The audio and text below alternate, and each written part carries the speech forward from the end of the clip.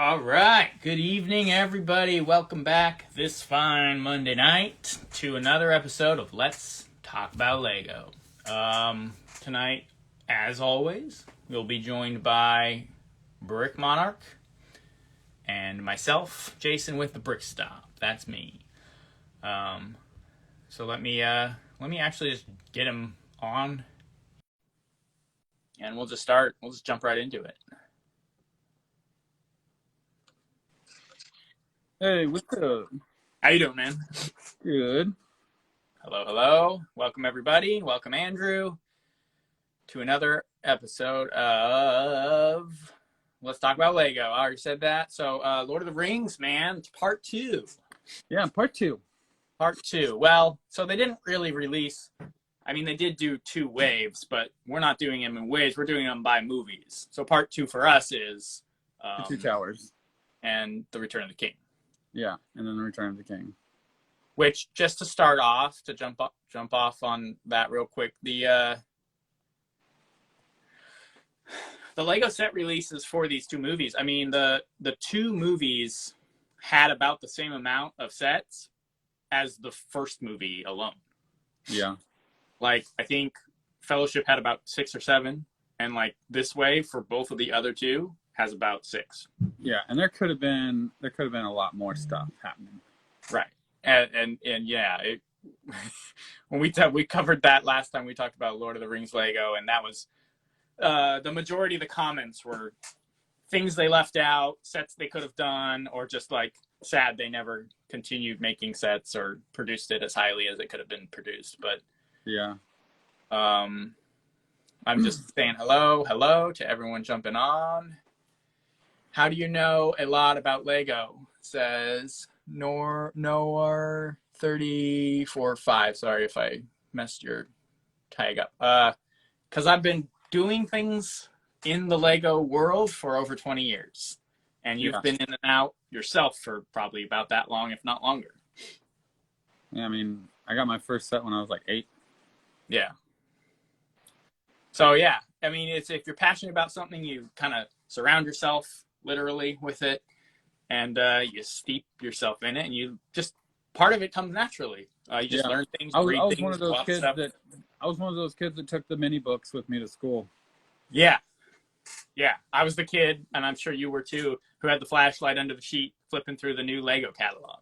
Yep, I had minifigs at lunch and recess. Yeah, I mean it kind of defined our childhood to a certain extent, I would say. Yeah, so. And I would say watching the company overall for, the last 30 plus years, you get to witness the ups and downs and the transfer of designers. Mm-hmm. Big time. Because you see a lot of differences as years move forward. Absolutely. And not always for the better. A lot of times not for the better. Yeah, there's been really great, and there's been some very intense, like, downward downward spiral. Yeah, we thought it was over. Welcome, guys. Thanks for joining in. Just saying hey to everybody. We got a couple comments about that life. Says Lady Brick, and then Mustache Brandon. I could look at the same mini books over and over again. Yeah, these guys right here, the little mini catalogs that they would stuff inside all their old Lego sets. So we did that a lot. I have several of those in mint condition, but they're mixed in currently with my instructions because they're all kept in like filing tubs. Yeah, same. They're just stacked in there. Yeah. Cheers, fellas, said Belford 82. Thank you. Cheers right back at you. Hello. Waving. All right. So Lord of the Rings, Return of the King, Two Towers, and Return of the King. Couple things to note about this wave or whatever these sets based on these movies. They are mostly much larger than the sets for for the Fellowship of the Ring. It seems like they're all pretty big sets, except for 2 of them. Fellowship of the Ring felt like it had a couple mid-sized ones, but maybe I'm wrong. I guess there were a couple bigger ones for the first wave too, but these ones seem like they're big. Like they're all like 700 pieces up. Yeah, like. they're all pretty big except for the Urukai army and the Shield of Attacks. Those are fairly small sets. But we didn't get like another little $12 set like the Wizard Battle or the wagon from the first wave. No, but there was the Urukai with Ballista. It was a polybag. Oh, that's right. That would have kind of fallen into this wave. Yeah, that would have been because that would have been for the Helm's Deep battle. So yeah, I forgot about the little polybag guy. But I mean, you can't really count that as set. I mean, it's got a number, but well, I mean, for completionists, it 100% is. Yeah. For me, it's a way to build the army more, and I don't really give a crap past that. Right. So. Yeah. So speaking of army, the Urukai army has got almost as many minifigs as some of the larger sets, which we were talking about, but $30. Even still, that's pretty pricey for that little set, even with the minifig count. But if you could afford it at the time, getting about 10 of those would have been optimal. That would have set you up. Like you would have been set you up really nice to make a nice little battle scene. Yeah. For sure. Well, and it's not to get, because I think we should probably talk about the Shelob one first. I think it's just slightly smaller. So we can get into that one first. Yeah, we'll talk about how you can expand the Helm's Deep set with the Army Builder pack as well, because that's a really cool little feature they put on there. So yeah, one of like 2 features that Lego did with this theme to make them compatible. Like I think that's the only set, isn't it, that's compatible with another Lord of the Rings set? Yeah, I think so. Yeah, they didn't take the theme long enough to start adding those features, and I think they did a little bit. We didn't even get like the gates of Minas Tirith.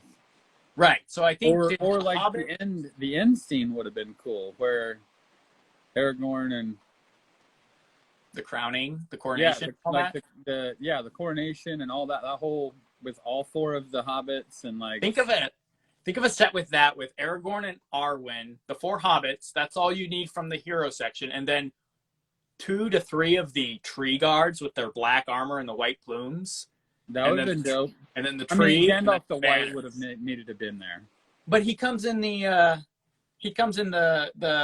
Black Gate battle at the Black Gate. So since that was in the same, well, yeah, he probably should have been there too. Make it a bigger set. Put another fig in it. They put 6 in the stupid like in the dumb Helm's Deep little battle pack one. I know. I agree. Oh my goodness. We got Master Custom Blades. Hello, I'm from Brazil. Huge fan. Thank you so much for tuning in, man. Really happy you're here. That's awesome. Cheers from America. So yeah, let's look at the first or the smallest in the Two Towers set. Yes, Urukai army. Or that's the second smallest one. Do you want to look at that one first? Or you want to look at the Shelob attacks first? Well, that one is technically listed. Oh, right. All right, let's do the Two Towers. Yeah, sorry, my bad. I'm thinking like, okay, in my defense, Shelob, in the book was in the Two Towers book, so I'm just gonna stay with that and pretend. Don't forgive Jason. He doesn't know anything about anything. All right, I got the boxes here so we can take a look at this one. So this is the set we are talking about. $30. I mean, again, it's the figs. If you count each one of these as $3 to $4 a pop, plus this whole thing in the background, you're getting 257 pieces. I mean, you're running close to 10 cents a piece. It's a little more than that, but. And then that's what you got. You got a little bit of detail on the inside. You got a grappling hook with those flick fire missiles. Got a dumb little catapult. And then it is an expansion set. Did you call it a dumb little catapult? It's such a dumb catapult, dude. They have to put it's the feature, because they were throwing rocks on the orcs in the scene. So they're like, well, we're going to put the catapult on there. I don't know if you've noticed this or not, but the catapults have gone down the toilet since the very first Black Falcon catapult, what's the lion one? The twin arm launcher. Yeah. Yeah. I mean, there's and a then good then one. you get these little catapults. It's like you can put like a 1x1 round piece in there. Yeah, that's exactly and what then it is. flip it across the room so hard because it's so short. You can kind of see you've it lost there. the piece. Trying to see. It sits on this little plate. Where did it end up? It's over here. Yeah, this little tiny thing. Yeah, they started putting those in. I mean, it works as like a rock drop feature for it. It's unnecessary. I always thought the flip fire missiles were unnecessary. The firing cannons, you know me, you know my take on all that. It's annoying. I do like that they at least modified the, let's see if I can show you. Sorry, blasting you with the glare there. They modified the flick missiles to have the grappling hook embedded in the top, which is actually pretty cool because it does mirror what was happening in the movie. Yeah. That's awesome. But Cat Brown says we need Lego trebuchets. Yes, yeah, we do. I'm working on one. That's right. I remember that. I'm actually building a trebuchet that and will work. It's a functional one. It's going to be a functional one, and it's going to throw a marble through a piece of glass. And I'm going to get a video of it.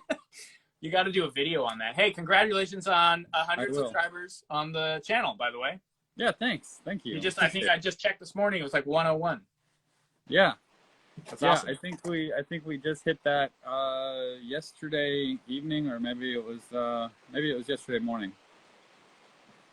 That's so cool.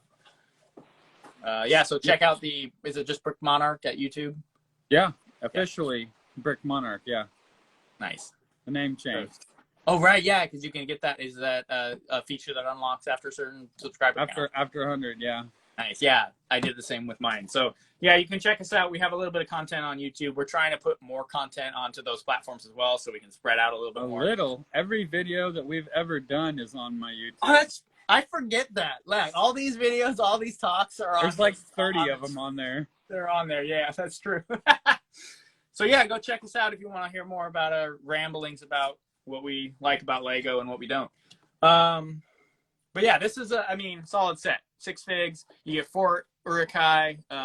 3 of them I think or 2 of them are in full battle armor. One of them's got that the helmet, and then this guy's got the crazy hair. This is the only Lego set in Lord of the Rings to come with a human non-hero minifigure. The only set in the whole wave. There he is right there. Boom. Rohan Archer.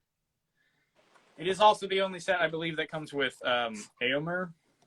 So if you want to get an Éomer, you got him right here. You got to keep in mind, it's come with a molded horse, too, which was the new horse for that time. So that's pretty cool. The armor, gilded helmet, printed shield, and then another blank plain helmet of the Rohan style, and that's the only minifig that comes with a plain, I think it's like a pearl kind of metallic gray color. Yeah. So yeah, I've got to say something about that too. The pearl gray silver or whatever. Yeah, the weird that came out on those armors. They are absolutely terrible. Oh, you don't like the color? I like the metallic ones better. Like the newer metallic, not the chromed ones, but the metallic colored ones. Yeah, the metallic. Okay. Then there's like a pearl, and it's like a smoother. It's like they're wearing silver silk or something, and it doesn't feel right. Yeah, I get it. I wonder if that would have been. Did they have that color out for this yet? They did, didn't they? Because I believe stuff had all that. Yeah. Yeah, I think you're right. The orcs or the Urukai have a little bit more of that sheen on their darker gray helmets and stuff. I wonder if it was partially because the printing. Let me see if I can get a shot of the printed helmet here. The printed helmet is very shiny. The printed helmet is really nice. Well, and I'm wondering if they had done it on the shiny back surface, like the shiny gray color, it might not have popped as much. I don't know. That's just a random thought. I could be totally off on that. Anyway, that's the Urukai Army set for 2 towers. And that's a cool set. It does have a decent amount of stuff going on with it, even though it's a smaller set. And I was fortunate enough to snag 2 of these guys when they were current. So 10 would have been better, like you said, but 2 was better than nothing. 2's good enough. Yeah, I mean 2 gets eight of those Urukai. So, yeah. So what's the next one in the Two Towers? Is that Helm's Deep? And is that the only other one for Two Towers? Yeah, besides Orthanc. So no Golden Hall. Oh, Orthanc. Yeah, that's right. Yeah. So Helm's Deep. Helm's Deep looks fantastic, especially on the box. It was still a really cool castle set. But it just looks killer on the box. It does. Like the way they did all of it, like artwork and everything. It's still got that shiny. Like, all of them did. Yeah. Yeah. A big set. This one runs you at 1,368 pieces, so it's a fairly large set. And they did do a full like hall interior. You got the cool horse banner, the Rohan banner there. They did a cool feature with kind of like what you got going on your castle with the hinged wall pieces to get that curve on there. It's a cool building technique. Yeah. This tower was kind of dumb. I didn't like the way they built that. And then the exploding wall was kind of a cool feature on that one as well. So that's that's Helm's Deep, man. It's a decent set. It only comes with 8 minifigs though. For a set that size, 8 minifigs seems a little lacking. You don't think didn't Barracuda Bay come with like 9 and it had like thousands of pieces? Oh, I think Barracuda Bay came with 8. I think was it 8? Yeah, and 8 and like a couple skeletons or something. So yeah, I guess that's pretty standard for larger sets. I just think it's funny that the smaller set came with 6. And this only it's like $100 set or more. I don't remember how much this cost exactly. $130, and you only get 2 more. I do like it. I do like this set. The build's kind of cool, but overall, I think it's kind of weak. Yeah.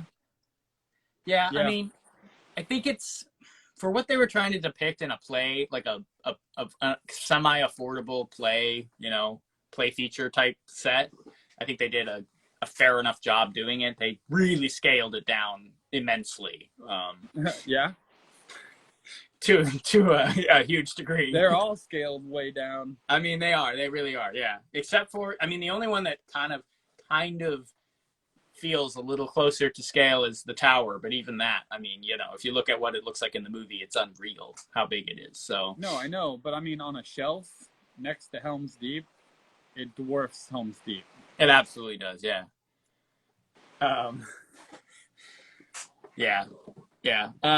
This set. I will say the armor on Theoden is absolutely incredible. The print and everything. All the printed gilded leather armor he's got there. You also get the only set to come with this guy, the Berserker, with the white hand face there, with the torch. So that's cool. Another couple fully armored Urukai, and then that stupid guy again with just the helmet. And it's the only set to come with Haldir, I believe, as well. Right there. Which is in the movie where he dies in this scene. Spoiler. In the books, he doesn't actually die at all and never is even at Helm's Deep. So, if you want to get accurate, that's me for you. Getting accurate. Well, I know.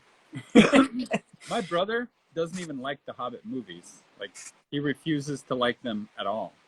Does he refuse to like them, or he has reasons to like them? I guess he just doesn't. He doesn't like them because they don't line up with the books. Okay, yeah. So I'd probably agree with your brother a little bit more on the Hobbit movies. But when we're talking about the movie itself, sure, and the sets are based on what you see in the movie, yeah, they're accurate.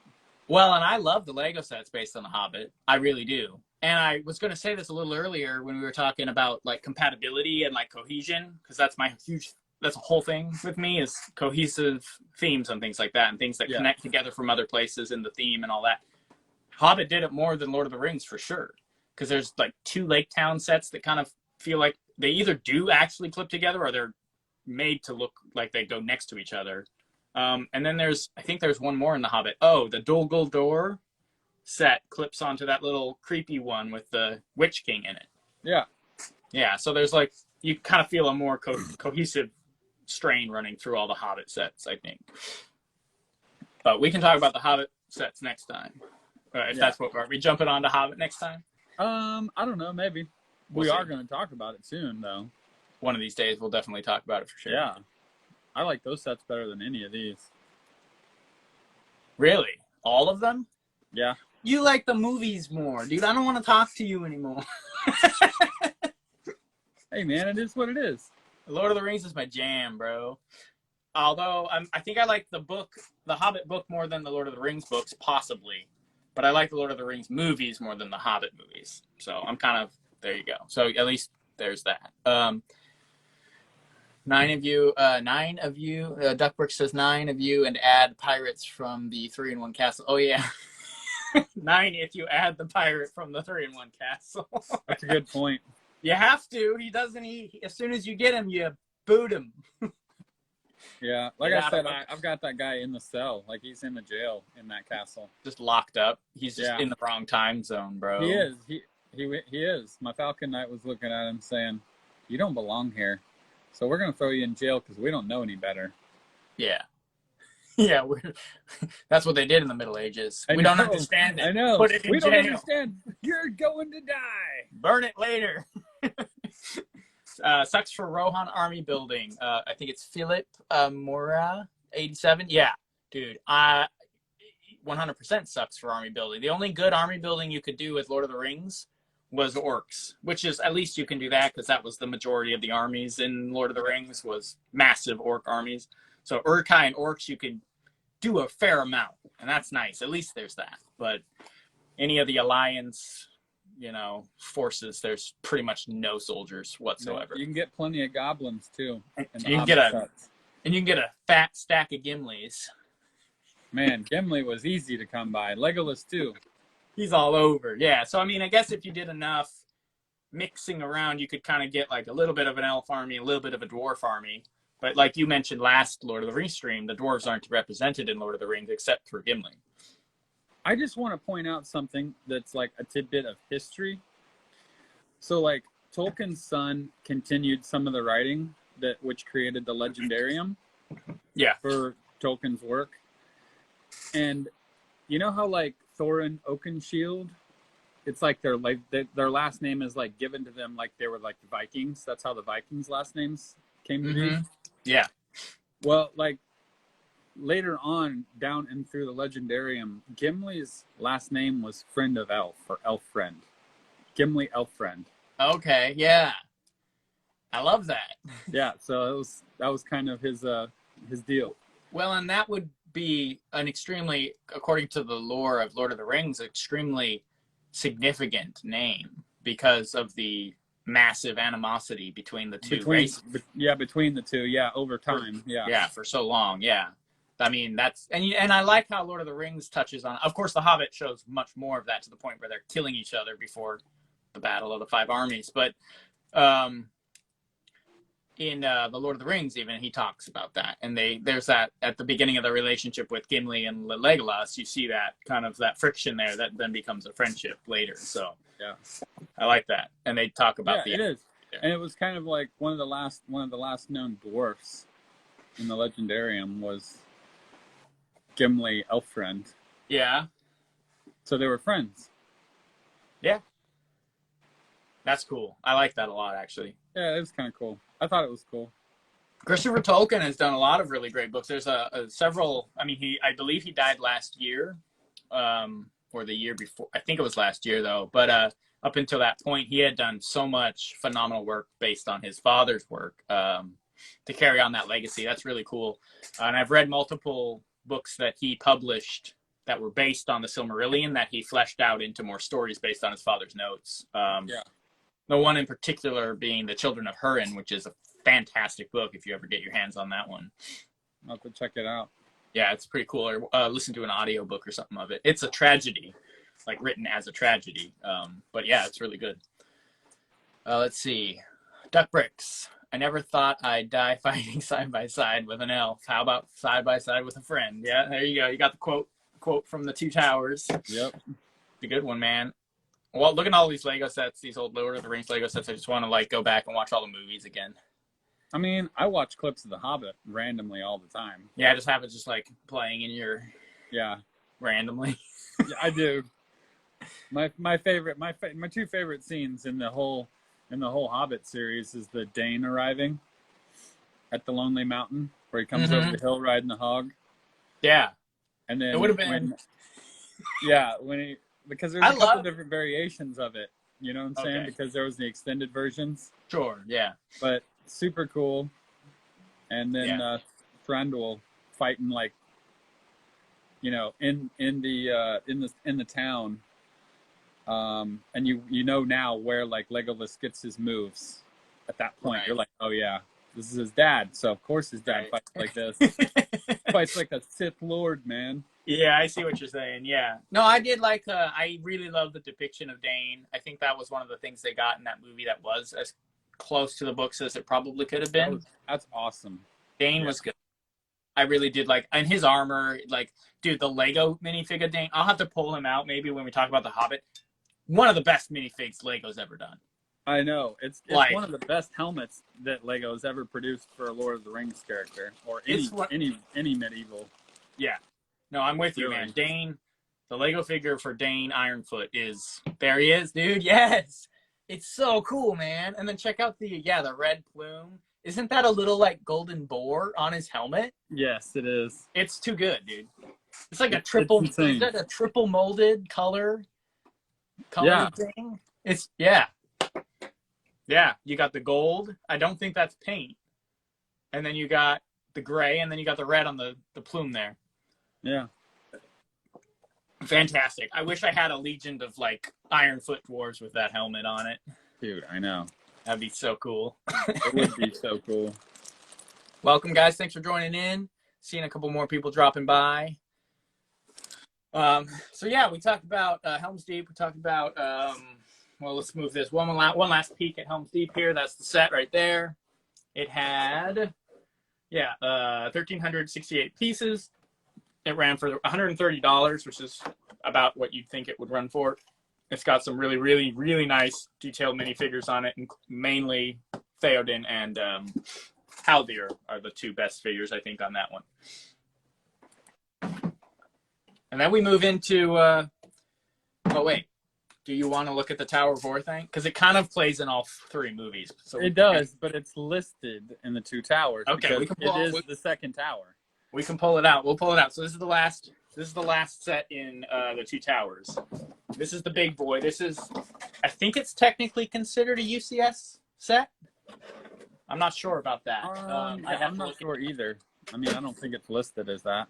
Okay, so maybe it's not. But it has the part count, I think, for it, possibly. At least at the time. I can't even really fit it on the screen. But that's the Tower of Orthanc set there. It's got a massive brick-built Ent, which I believe is representing Treebeard. Yeah, it has to be Treebeard. I know. I don't think he was listed as Treebeard in the set, which is weird. But and then it's absolutely fully interior detailed from the top to the bottom. Every single floor has jam-packed with details. Look, it just keeps going, man. And then there you can stick Gandalf on the top where he was imprisoned. Comes with one of these beautiful molded eagles. And Saruman. And the only set to come with Wormtongue. It's a little nasty. Right there. Wormtongue probably would have shown up. Grima Wormtongue would have shown up, I think, in the Golden Hall if they had done. If they would have made a set for sure. Along with Eowyn, who we never got. We got Wormtongue, but we didn't get Eowyn. That's my biggest. I think that's ultimately like take away everything else. Take away no Khazad-dûm Bridge. Take away no Balrog. Take away no Witch King. Take away all of it. No Gondor. I think my biggest gripe is no Eowyn, because of how key she was to everything that happened in that movie, and how much of a main character she was, at least in a good chunk of some of the storytelling. It just blows my mind they never even like tried for that one. Like, I don't know. She killed Sauron. Or not the Witch King. Oh yeah, I guess the Witch King technically, but wasn't he also wearing that same uniform? He was wearing the ring cut off? So the Witch King was wearing a helmet very similar to Sauron's. It's not the same, but it has that vibe for sure. But he was definitely the leader of the ring wraiths. He wasn't Sauron, but he was kind of like Sauron's right hand. So in a way, spiritual successors. No, I don't know. Well, anyway, yeah, they were a big part of the whole thing. Yeah. Yeah, but let's go look at let's get a close up of the Ent here. It's a really well done, I think, brick built Ent here. It's even got like the little mushrooms on his feet. So they really do the detail. You got the great little vines for the beard. I think those might be new pieces they use for his eyes. Or not new pieces, but prints. You can't say for sure. And he's just squishing an orc right here. And this is also the only other set in the whole wave to come with a White Hand of Saruman printed on the helmet.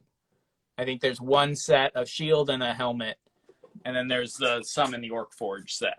Those are the only two sets to get that style of battle armor for the Uruk-hai. Yeah, Tower of Orthanc, man. It's a fantastic set. I actually speed built this one. I was working at the Lego store when it came out, and one of my coworkers was like, dude, it took me like 35 hours to build. So I went home and I bought it, and I went home and I built it in like 4 hours or less because I just like wanted to beat them. But yeah, I came back. I was like, yeah, so built the tower. It was like, about 3 hours. It's got 2,359 pieces, and it comes with a light brick, so that's sick. Yeah, let's get a look at that, man. You got the dungeon down here. You got these cool banners they did. I mean, those are stickers, of course, but that's what the light brick's for, to light the Palantir up there. And you do get that throne, which looks it's the same build technique they used for the Wizard Battle Throne. So they did create that scene kind of again, but it would have made more sense if you could have like clipped that in. I don't know, maybe it's kind of different. But here's the gunpowder room where they're building that, and then I think there's just like libraries and like storage up here in the attic. Still, very, very detailed set. The direction I was hoping they would continue to go. Yeah, that would have been nice for them to carry the effort on this set throughout every set in the whole series. Yeah, and I don't know. I mean, how sorry is it that the only scene we get from Rivendell, the only set, is the Council of Elrond, and it's small to begin with, and the whole council's not even there. Well, not even half the council. Yeah, it's like two or three of them. Well, I guess just the main ones, but I mean, you didn't get several. There was several others that should have been in that scene. Not even including the extra cohort that came with those main characters. Yeah, just the main characters. There's several that are missing in that scene. Yeah. I'm a little surprised Rivendell didn't get another take. Even obviously a 2,000-3,000 piece set would have been cool, but even another facade set like they did with some more doors and maybe the sword that's broken or something on there, that cool art piece in the background is like a printed panel you could clip in. I don't know. Something. Yeah, that would have been nice. I mean, I'm not trying to make comparisons to The Hobbit, but Mirkwood got several sets. Yeah. Well, it even had the little polybag Mirkwood elf guy. So, yeah. But yeah, you're right, because it had that battle, the elf battle with the wall. Yeah, with the wall. The spider set. And then the barrel rider. Dude. Which was the inside. Yeah. The wine cellar of Mirkwood. Dude, you're totally right. So Mirkwood got 3 sets, Rivendell got 1. Which I think is unfair. It is unfair, 100%. Yeah, there was more action in Mirkwood. So I mean I get it, but like here's the thing, and here's where it stings a little bit when you see the new wave of Harry Potter Lego that just got released, and you're like, dude, now they're digging into sets that like aren't even main scenes, right? They're going into the Ministry of Magic, which is really they barely even those are most of the stuff that happens in the Ministry is cutaway scenes, kind of like here they are, they're getting something, they're leaving. Like it's not a big part of the movie. No, not even like all the way towards the end when they're even visiting it. It's a scene and there's some action there, so I get it, but like it's definitely not one where you're like, oh yeah, we need to focus on it. It's because Lego did such a thorough job of Harry Potter that now they're digging into the stuff where, as a fan, I absolutely love seeing these sets. But as a fan of Lord of the Rings, it just hurts more. They didn't even get close to digging into some of the more obscure stuff because they didn't even get close to digging into the main stuff. Yeah, no, I agree. So I agree 100%, man. Yeah. Tower of Orthanc wraps up the 2 towers. Yeah, and the last 3 are the. Are there 3? Yeah. Do we have 3? Am I missing? Yeah, 3. Yeah, sorry. 3 more. One last thought about the tower. I don't know who designed it, but I do know that whoever did was a fan of the Lord of the Rings, was a fan of the books, because there's a Easter egg. I don't know if you can't really see it in here. I'll try to show you, but up in the top of the tower, and this is only mentioned in, I believe, the Silmarillion. Let's see if I can get a shot of the top here. Right there in that room. You can't really see it, but there's a barrel. They put a barrel in there with the 5 staves of the missing wizards and photos, or not photos, artwork of each one of the wizards. So that would be the 2 blue wizards, I guess Gandalf, I don't know, him, and then Radagast. Radagast, yeah. So they put an Easter egg because nobody knows. In the lore they say they don't know what happened to the wizards that went north or whatever, the blue guys and all this. And it looks like in this set they made an Easter egg saying that Sauron probably just offed them, took their staves, and they're up there in the tower. So I thought that was really cool. Yeah, well, maybe one of the blue wizards went off north and became Magisto. Dude, he did. Because like, how much later? And then how much later? Because it even talks about it. Even I love that, dude. That's so good. There it is. Because Tolkien talks about how today magic is almost gone, and you never see really hobbits or anything anymore, as if like this did actually happen in the past. And so it's like, how much further from the Third Age of Middle Earth did it take for us to get into medieval Europe?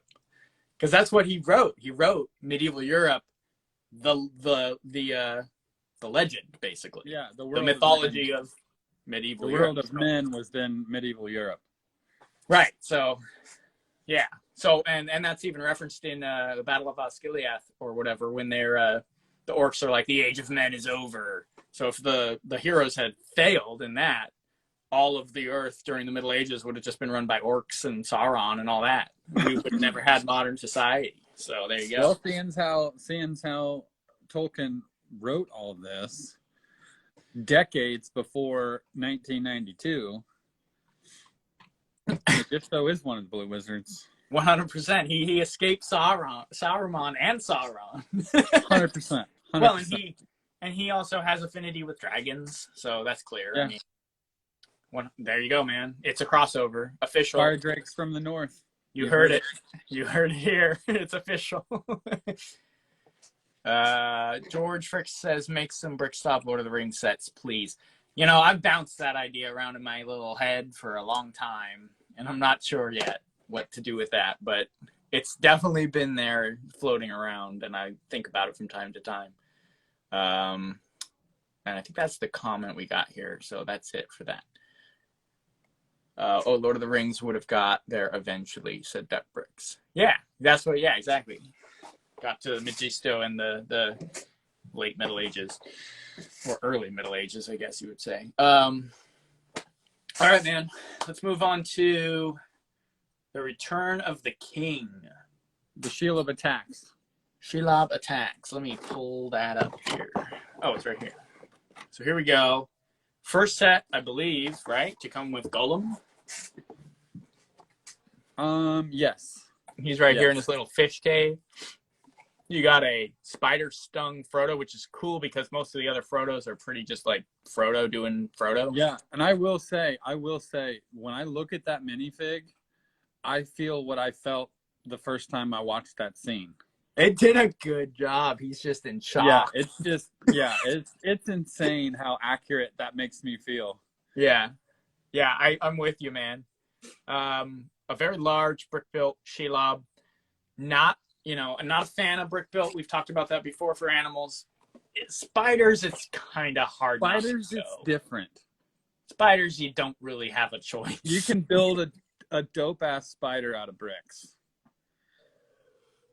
You can make a dragon out of bricks, but you need like 8,000 pieces. Sure, to get those not 27. Right, to get the features and the horns and all that. Yeah, like that joke from the 3-in-1 Castle. Yeah, exactly. Yeah, that didn't work out so well. No. Terrible. Yeah, dude. I'm okay with the spider. And they did just enough with that printed eyeball piece. And you can't see it. Maybe you can. Right here, you see the stabbed eye from Sam when he smacks it right there. Yep. Cool little feature of the string winding up inside Shelob. That's really cool. And then what's great about this is that they did add a hook on it, which is kind of dumb in the sense that it would have been stupid to have a hook. But the way it looks when it's wheeled up inside, it looks like her stinger. And then you can also hook it in your Lego room or hook it on something and just have it hanging there all creepy. So it's pretty cool. Yeah. It's a cool set. I really do like it quite a bit. I like this action shot too right here of Gollum just going all out. Just Golem Catapult. It comes with a Golem Catapult, dude. I know. I see that. That's kind of fantastic. So yeah, it's a good set. 227 pieces, $20. Not bad. Yeah, it's a great set. There was another one. There was a Harry Potter one that came with one of the giant spiders. That was a pretty good spider build as well. Yeah.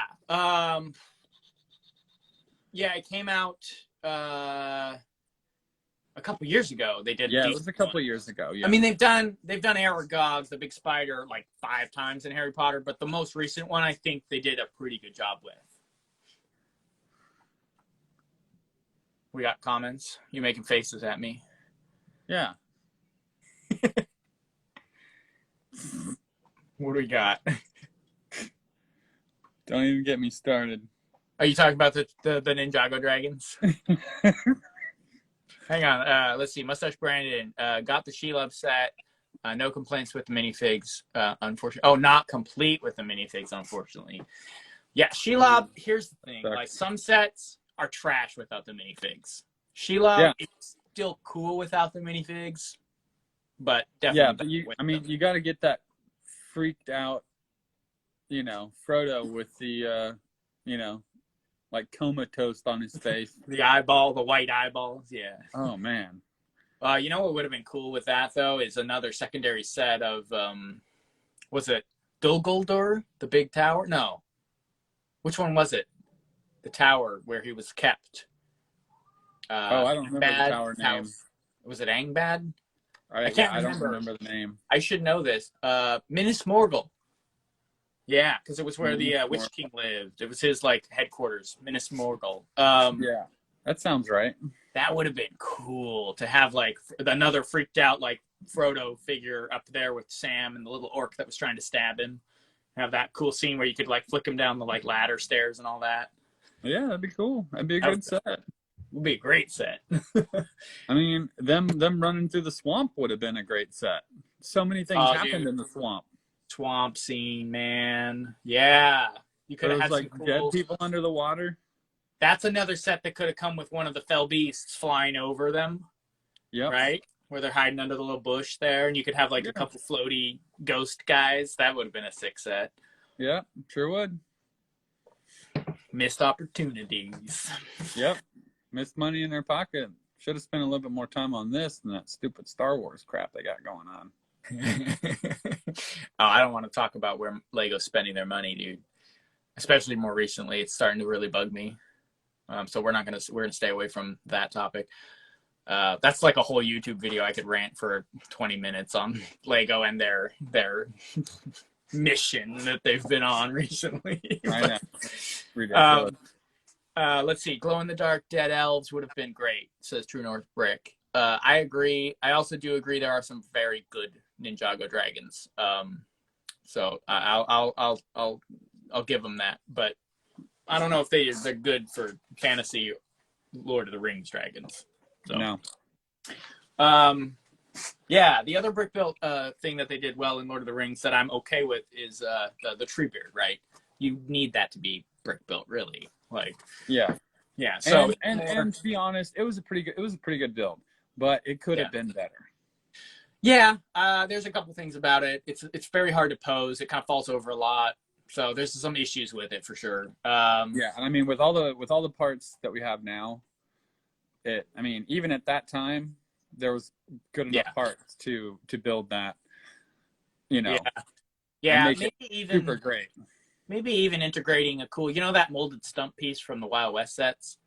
Mm-hmm. Like integrating something molded on top, maybe like as a facial feature with like that would have been cool as one of the feet. Or like a reissue of that somehow, like work it and maybe remold it so there's studs inside that you can clip the feet into or something. Yeah, man. That would have been cool.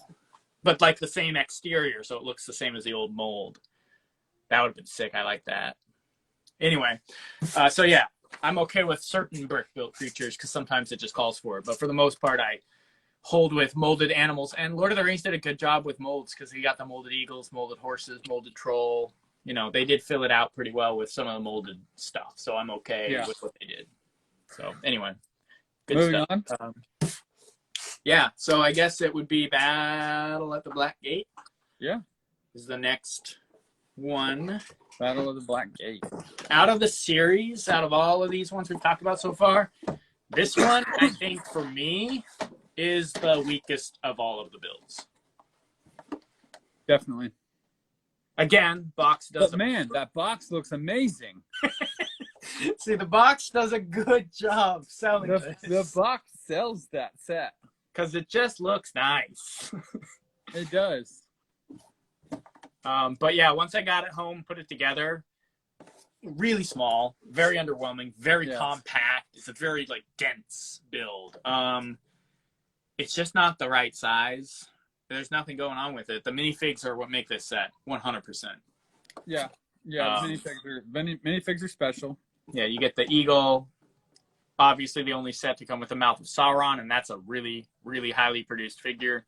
And then the one set we talked about this last time that has the only print or even reference, really, to Gondor, except for maybe something on Boromir, that has this, the white tree of Gondor. I don't think Boromir had it on either. Does he have nothing on there? He's just his, red cloak or whatever? Yeah, so there you go. The only set to come without any reference whatsoever to Gondor being in the movie at all. I actually have a story about this set. Okay, let's hear it. I purchased the set when it was out, built it, kept it on my shelf, along with several of the others. This was right when I was getting back into Lego, right? Okay, yeah. I came up to visit my brother. I was in Florida, so I came up to Tennessee to visit my brother on the holiday one time. And he had the same set. Randomly, he just decided he was going to buy it. And there was melted candle wax all over it. Like where he had lit a candle and it just dripped down onto the next shelf. Okay. And I told him that I wanted it. If he was just going to treat it like that I wanted it, right? So sure. he mailed it to me, but it still had the wax on it. So I had to break it all apart and wash it in the sink and get a screwdriver in between each stud and get all the wax out. It was ridiculous. My goodness. But I have two. Okay. Well, and that was so a long way around to say that actually I've seen a lot of people put two together, and a lot of people when I was working at the Lego store when this was selling would come back and get another one, or talk about how they were going to grab 2 and just do the 2, because it works a lot better as a double like set, putting 2 together. And honestly, in my opinion, now this is my opinion here, okay? To make this set a real good set, there should have been 4 of this set in one set. Like 4, like 2 stacked on the left, and 2 stacked on the right, with the tower on each side, double height. Sure. That would have been an amazing set. So instead of what but it would have been like, it would have been like 5,000 pieces. Well, I mean, you know, the parts here, it would have actually only been, because you get 600 here, so you probably could have pulled that off with the same part count as Tower of Orthanc and done a very, very nice. Yeah, but just have, you know, like we're talking, you know, let's see, that wall right there is probably like maybe 5-6 inches tall. Sure, if we would have gone to like 10. Okay, yeah. We would have gone to like 10 tall and double wide, where the doors were like the real big doors. Yeah. That would have been dope. That would have been awesome. Yeah. I'm going to say hello to JMS Bricks and the Lego Den. Thanks for joining in. We're getting actually kind of towards the end of our Lord of the Rings Part 2. We've dug into most of the sets. We have one more to cover. But we've had a fun time talking about it. We got some good comments, so it's been a lot of fun. Yeah, just going through the comments here to make sure we caught up on everybody. Appreciate everyone joining in. Appreciate everyone commenting and being part of this.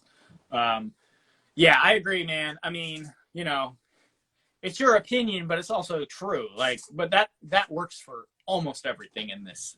Well, I wouldn't say everything, because I think they did nail it on a couple good ones. And I think they, like, for it's Helm's Deep, I think they did about what you could expect for the price point, and like trying to fit those into playset kind of featured type sets. But yeah, I mean, more of those UCS type sets like the Tower of Orthanc. But, you know, here again, Lord of the Rings was not children. It was not for children. They were selling it to the people that watched it as adults and had read the book as children. That is a fair point. I think that, and I think, you know, now that I'm looking back at it, it was mostly adult. Like, I don't need it to have playability. I want it to look amazing on my shelf. Sure. Oh, I see. So what you're saying. You know what I'm saying? Like, they didn't need to keep it tight knit like it was a Lego set.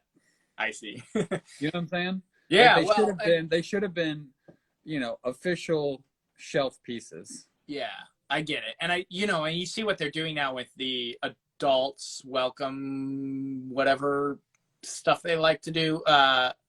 They do that now. They have a lot of very highly detailed models. I mean, think about this. I don't know. I wouldn't necessarily have liked this, but I know a lot of people like those Star Wars helmets. What about a Rohan helmet and an Orc helmet and the Mask of Sauron helmets? Gimli's helmet. Bane Ironfoot's helmet. Yeah. So, I mean, you know, you could have, and then, you know, like they did with the big 5,000 piece Hogwarts mini scale Hogwarts, do a 5,000 piece mini scale Gondor. Yeah. Or Minas Tirith. Or Mordor. Or Rivendell. Any of those would have been so badass. Do the Lego world map they did, only have it the map of Middle Earth. Blown.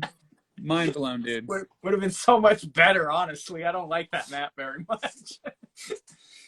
But that's because I look at I look at all of these sets from a piece mind, like parts minded set.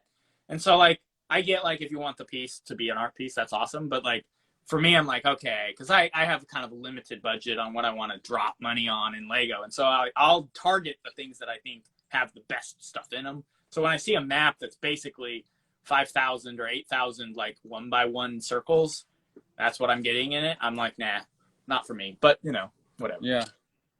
But I gotta rag on that that new set that they brought out, the display board or whatever. It's like a strip, and they give you a bunch of like 1x1 pieces, and you can like write it's the message board. Oh, Lego message board.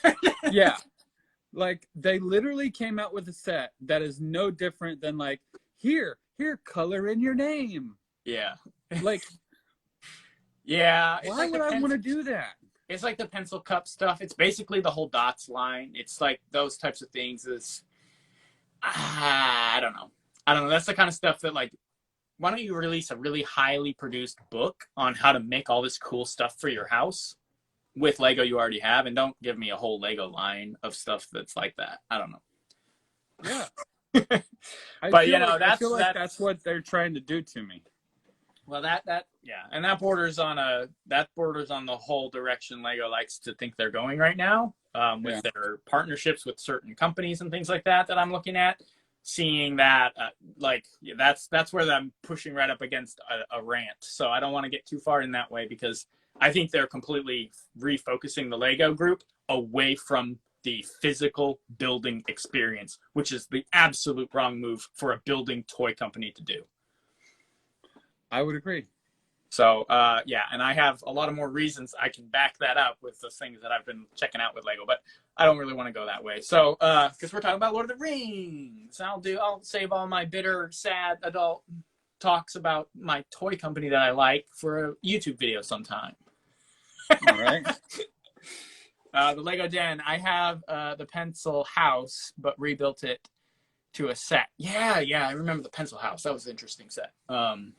But you just rebuilt it. See, you turned it into a Lego City house or something. Like, you didn't even use it for a pencil cup. Yeah, I'm not saying the set as itself that has the parts is a bad piece. Oh, sure. You know, like a bad group of parts. Yeah. But what they expect me to do with it, no. Well, and I think this falls into the whole, like, call it frustration or whatever you want to call it, but like the whole the issue with the fact that they don't have these other core themes available for people. Like, if they had those already ready to go, Pirates Castle, whatever, all those things that we love and grew up loving, space, all of that stuff, then if they did a whole pencil cup line or whatever, I don't care. But what it feels like is that they're filling available set space for production with these sets that I just hate. Yeah, and also I got to say something about that commercial that's been out a day or so, where they're taking all these vintage castle and like space, and like they take all these vintage sets and then they puke out these little mini like 5-piece builds. Dude, I made fun of that. Did you see that? Like, get the 90th anniversary set with all of them. I'm like, that is total crap. For the most part, the response has kind of been that. Yeah.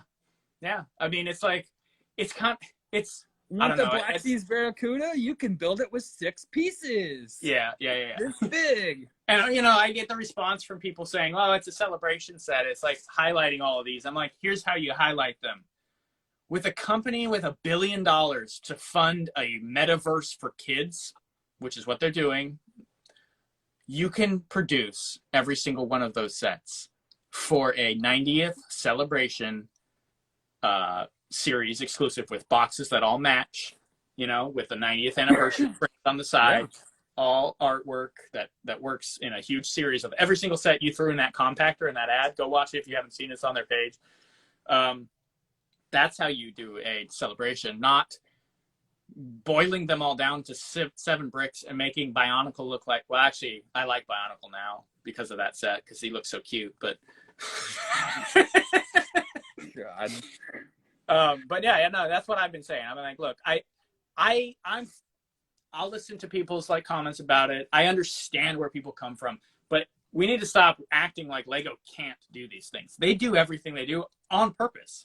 And so when we're sitting there like, why didn't they do this? It's like, because they didn't want to. They did not want to do that. They wanted to do the thing that they're doing because they have the money. They have the money to make themes that will completely tank and nobody cares. They have that. It doesn't hurt them. Their stock's only been going up since the last like. No, I mean, at this point, it doesn't matter what they put out. If nobody likes it, the Bricklink sellers will buy all of it and resell all the parts. And they'll piece it out. It's like they've almost created this like monster that can't die. So that's exactly what it is. As long as people have money, they're going to spend money on bricks, regardless. Right.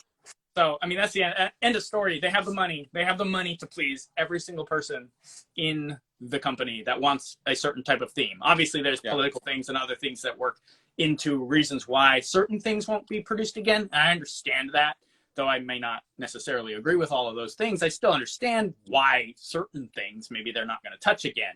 That being said, there's plenty that they could get into. And yeah, the only reason they're not doing it is because they literally do not want to do that. They do not want to take the company in that direction again.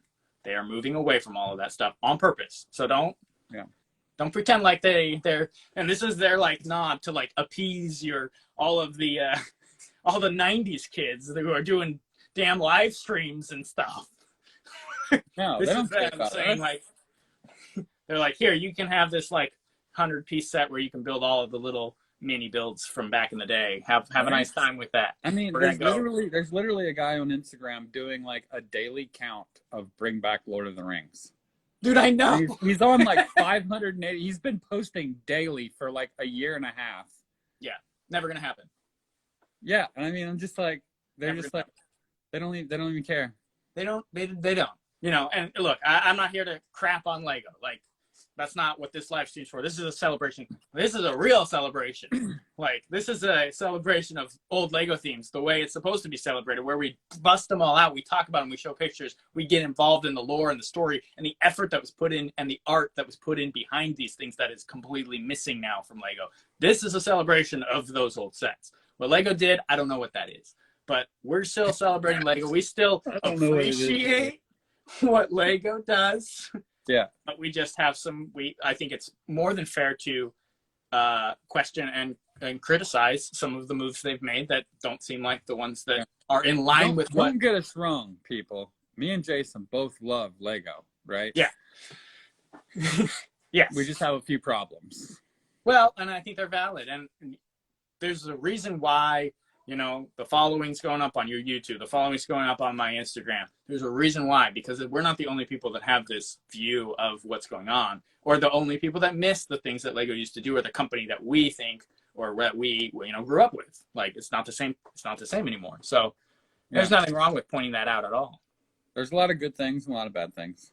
Yeah, like for instance, that new Harry Potter wave, mind-blowing, blew everything out of the water. That's phenomenal stuff, man. You know, so, and I posted all over that. I was like, this is great. This is the direction we want to go here. And then, you know, a day later they post let's compact all of our old boxes into a mini set. Whee! So it's good and bad, I guess. The guy even had dirty white shoes on. Like, he wasn't even wearing clean white shoes. I was so disappointed with the whole thing. Bro. Yeah. Well, you know, yeah. Like, go look at the details of that commercial. I'm in the media industry, okay? And I pick the shit out of everything. Okay? I didn't like it. We should have a little like red light that I like press in the background when like a big rant is coming and we just go off. Yeah, man, I agree. Well, on the day before they posted their big Epic Games collaboration thing with more details coming out about that, like they're funding a huge metaverse type thing, and it's just like, no, don't go that way. And I read there's over 3,000 comments on that Lego post, and about 80% of them are not just kind of negative. They're like people just yelling at Lego to not go that direction. It's a terrible idea. Don't do this. It's not what we want. So at least the response from the community is like, hey, Lego, that's not really as your fans, as the like people. Overall. Yeah, overall, it seemed like on that post in particular, the one where they're talking about metaverse and all the Epic Games and video games and digital Lego stuff, people didn't really have a great response. So that's good to see, at least. So, you know, there's that. But let's see what people are saying after all that crazy talk. We got what do you think, Mirko88? What do you think, if he's still in here? Sorry, if you're not in here, we're still going to respond to your question. What do you think about the brickable version of the 3-in-1 castle? Now that's something we should get from Lego every year until the day we die. Like, yeah, I mean, if we only get Lego Creator or Castle in the Lego Creator line, at least if we got one a year, that'd be cool. It's not what I'm looking for, but it would be better than no castle. Yeah. Yeah, I mean, I would agree with that. I mean, we're getting the Viking ship in Creator coming out this year or next year. I can't remember. It's supposed to be this year. Yeah, so Lego's kind of shoehorning in a couple things. We've talked about that before. Yeah, so I mean, I would agree I don't know, not agree. He didn't really. It wasn't more of a question. Yeah, I think at least that would be cool. Yeah, not necessarily what we want, but it would still be very cool to at least get some castle stuff mixed in with the creator line. I would even be okay with like if they took the Disney license and went through all of the Disney that happened in castles and brought all that stuff to life. Snow White and the Seven Dwarfs. I mean, Prince Charming, Cinderella, like really did them with minifig and made them actual sets, not with all the frou-frou flower pieces and the big giant sticker parts and all that. Yeah. Real sets. That would be cool. Didn't they do Sword in the Stone too? No, they didn't. They did. No, I mean, did Disney do that movie or was that a different movie? No, that was Disney that did that. Yeah, it's one of my faves. See, Sword in the Stone, that'd be cool. Robin Hood. Yeah. I mean, the figs, they'd be a bunch of animals, but still, you'd get a castle and a carriage and stuff. It doesn't matter. I mean, if you got the carriage and like maybe a woods thing, and the castle, that'd be awesome. Yeah, I mean, it'd be more castle than what we have, that's for sure. We got Chorange Bricks. Says, let's hear the rant. Thanks. Appreciate you sticking through that one. Let's see. Over now. What your lads? Chat's fooling with Bricks is in here. Damn, I have missed rants. I love a good rant. Well, if you're still in there for that, you kind of got a rant. I mean, there's more to say on that whole topic. I'm not going to keep talking about it tonight. Any updates on the castle set? Absolutely not. There is nothing at all. I haven't seen anything. Hopefully it's better than a 3-in-1. And better than whatever we saw in the DeLorean ad. So that's better, but that's the problem. Lego don't listen to what the fans, collectors, AFOLs really want. Kids will like what is offered. No, they don't. See, and that's where, I mean, I hear that argument, and I'm with you to a certain extent, but even kids have stopped caring, and I think that's where Lego's losing their direction. Yeah. Kids that don't want to play with Lego already aren't going to play with Lego if it's digital. They just don't care. They want to go play Fortnite, and I think that's why Lego's partnering with Epic Games, who makes Fortnite, because we might end up seeing all that crap splattered all over Lego in the future. So we'll see what happens there, man. I think they should just stick with Minecraft and do more Minecraft. Minecraft's great. I think they did a good job with Minecraft. Yeah, I like the Minecraft sets. Yeah. I have a lot of them. I don't have every one, but I have a lot of them. I bought a lot of them for Archer, for my son. He loves those and likes to build. I bought them for myself. Yeah. Well, you got some of the bigger ones too. You got the village, didn't you? Yeah. Yeah, that's a cool set. I've got all the big ones, but I'm a huge fan of Minecraft. Always have been. Yeah. I remember when it came out back in the day. Like I was playing it before it was big. Yeah, it's a good. I played it in beta. I got it for $19.99. And it was so hard back then. It was. It was a third of what they have in the game now. Do you remember the only way to like craft anything was to like either figure it out somehow or like find it on the wiki? Yeah, dude. The Minecraft wiki, dude. I had to have that page open. Yeah, we even reference it still when Crystal and I get in because we have a realm we play. Oh, nice. We build in together. That's cool. That's fun. That's awesome, man. I love it. Yeah, huge castle in there. Dude, yeah, dude. I remember. You can build some cool castles in Minecraft. Not as cool as me. Yeah. I haven't. I always try to start, and then people come in, and I let Archer play on it, and whatever, it goes off and does its own thing. But yeah, I'd like to sit down and maybe do that someday.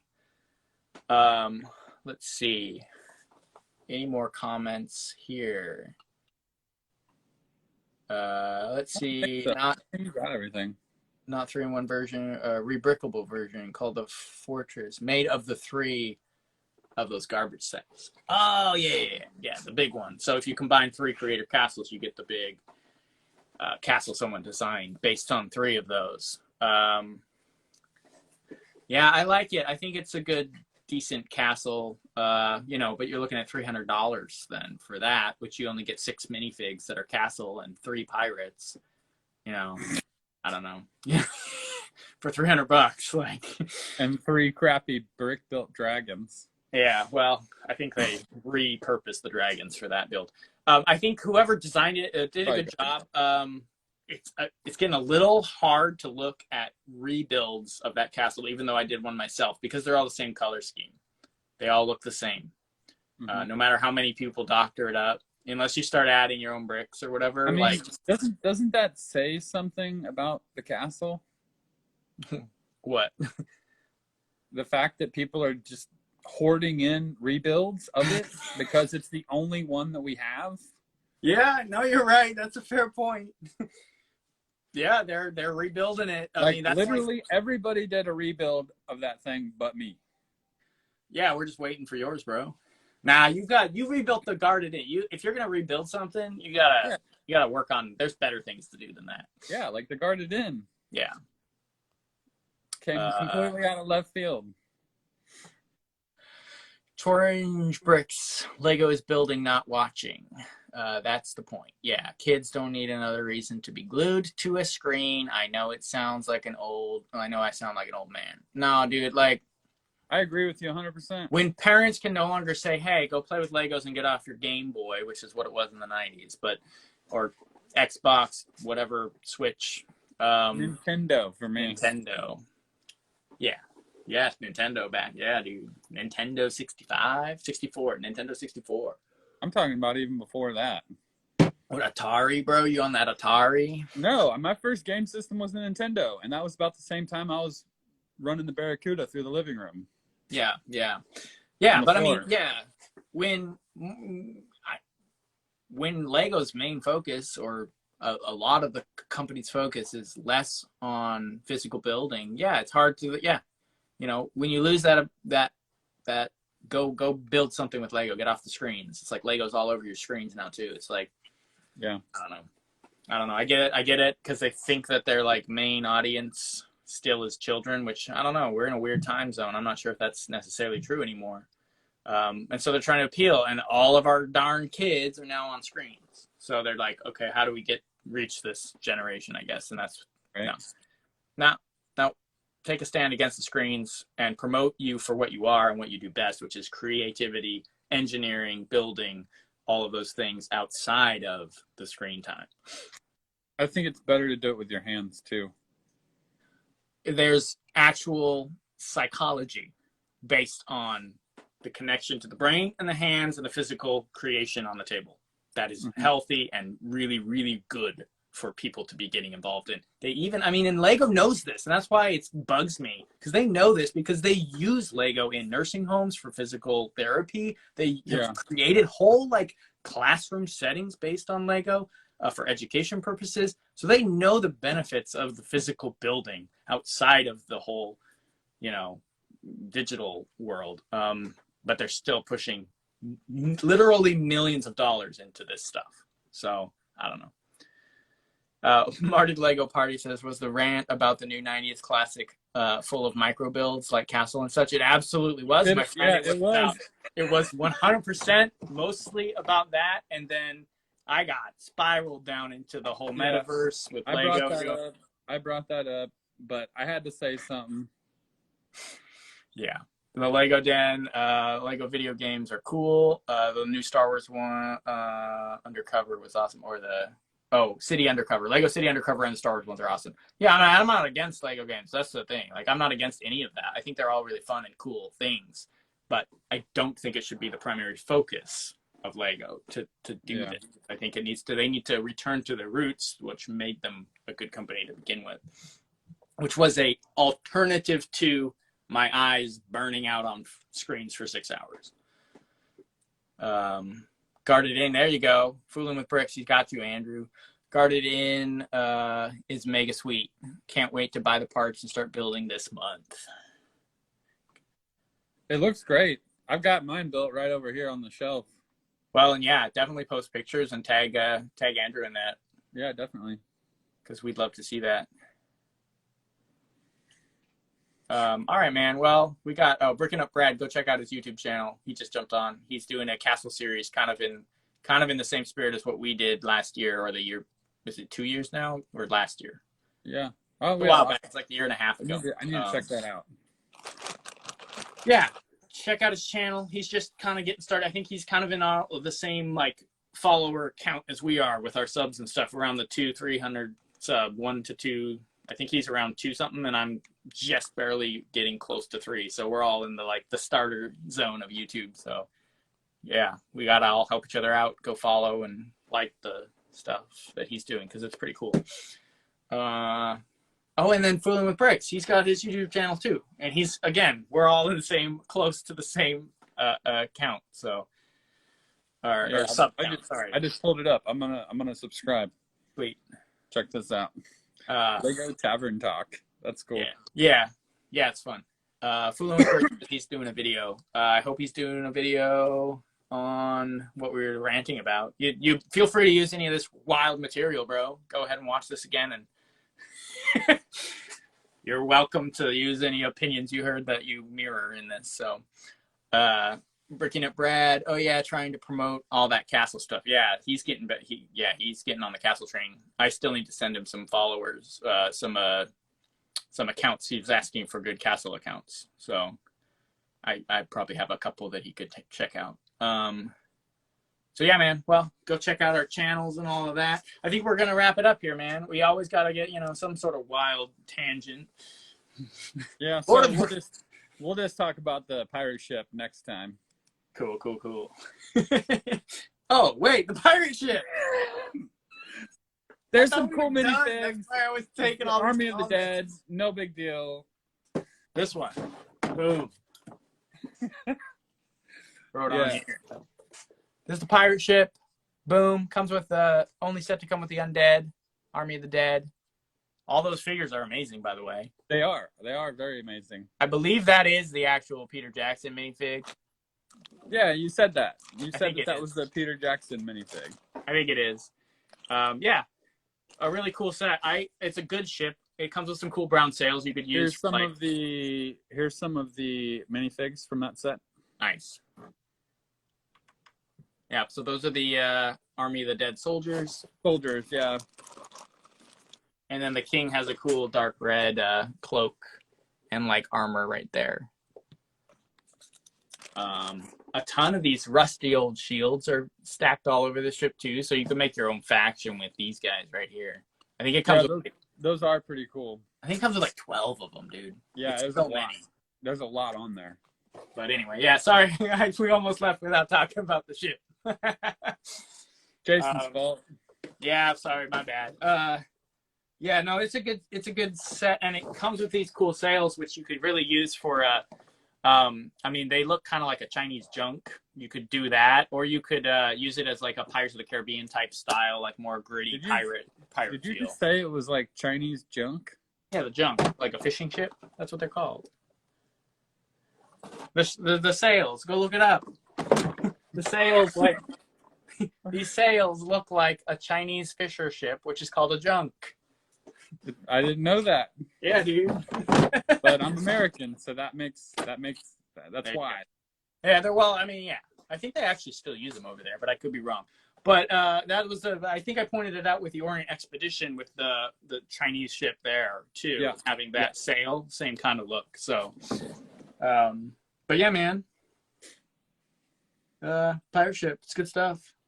Again, I think I was talking to you about it the other day, and we were like, dude, why did we get a set with the random scene that's maybe less than 5 minutes long and the Army of the Dead, and we never got our dang Eowyn figure.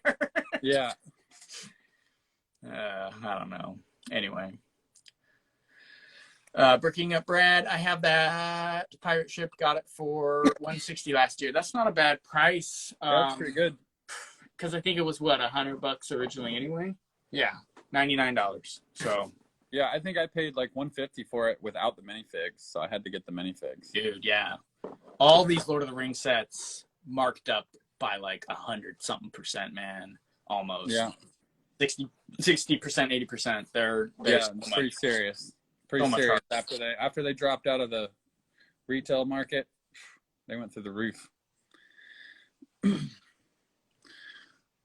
Anyways, Mr. Jason. Yes, sir. I'm ready to comment. What do you think about talking about Ice Planet next week? Yo, I don't have any really boxes, but we could get some pictures. That's okay, because I have all the sets built. Oh, dude, that's even better. Yeah. And we can always default, if we're doing anything like 90s to back into the 80s, we can always default to the little booklet photos too. So We can. cool, man. Yeah. Let's do Ice Planet, dude. I got one box. Right? Got one box. Just Ice Planet. Yeah. Well, and you got do you have a wall sign for Ice Planet too? Or is it the decal? I don't think that I do. And now that you've said that, I need to create that. Yeah, man. That'd be awesome. I think that one would sell a lot. People love Ice Planet. It's a whole thing. Yeah, Ice Planet's serious for me. You did the Rock Raiders one, so. Yeah, so Ice Planet next week. Cool. All right. Yeah, thanks so much for joining. Sorry about the absolute wildness of what happened there. But, you know, that's what we do, so it's all good. That's what the show's called, Talking About Lego. Let's talk about Lego. When Lego does stupid shit, we got to talk about it. Because most of our content, to be fair, is talking about all the cool stuff they did. So, about the cool stuff, yeah. Yeah. I mean, that's what we do. We at least have to give the crappy stuff honorable mention. Yeah, you gotta break out the rant now and then. Yeah. Orange Brick says, "Good show, guys. I appreciate it. Thank you so much for dropping in. Really do. Appreciate it. Yeah, Ice Planet, great colors in them sets. Absolutely phenomenal. What a fantastic space theme. I'm excited to dig into that a little bit. Yep. So, well, we'll see you next week. All right, man. Well, yeah. Everybody have a good night. Yeah. Thanks for putting up with us. Most favorite themes, so I'll be super excited for next week to talk about man. that. Yeah, and that wraps up the Lord of the Rings. Yeah, loved it. Love it. Great, great culture defining stuff right there. And we will jump into The Hobbit soon. Yeah, absolutely. There's a lot of good stuff in The Hobbit. That way better stats in The Hobbit. Still small. Still small, but good. Really good. Everyone's entitled to their opinion. All right, man. It was a good talk. It was great talking to you, Andrew. All right, man. See you good. We'll have a good night.